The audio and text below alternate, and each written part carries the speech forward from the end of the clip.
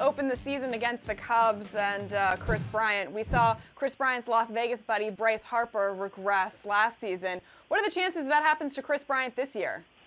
I think he's going to have an even bigger year. I mean, this guy, he improved so much even last year. A great rookie season, of course. But last year, he really cut down on his strikeouts, and the slugging percentage went up. I know this year he's talked about hitting the ball out to the opposite field much more often, which is what he really did in the minor leagues a lot.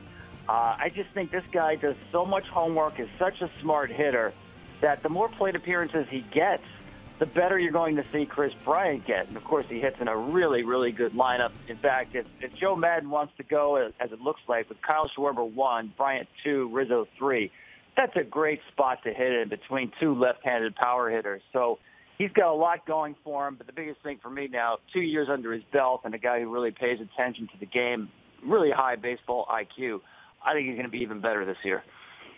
Wow. That is insane. That he might be better. And I know you wrote about this not only in the book, but also as the season gets closer here, how he's actually focused on hitting the lower half of the ball. Is that correct? And how he's putting the spin rate into play and things like that? I mean, most guys are just trying to make contact. How is he able to focus on the lower half of the ball? Yeah, it's amazing. And I call him the prototypical modern hitter because obviously home runs in the last 2 years have really spiked, especially among young players. And there is a thought now, predominant thought on hitting.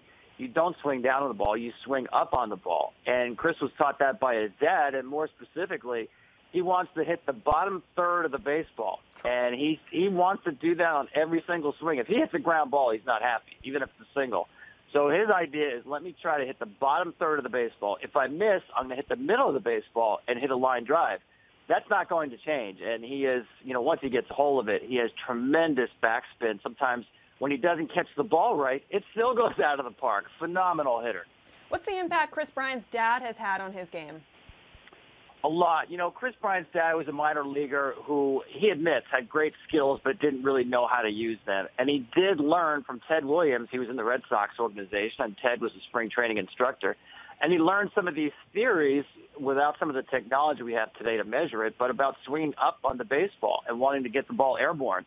And that's something that he indoctrinated Kris in at a very young age. I'm talking about 5, 6, 7 years old. So what you see now is really Kris's natural swing, the way he's been swinging his entire life. And they talk all the time. I mean, he is still his dad, but he's also still his hitting coach.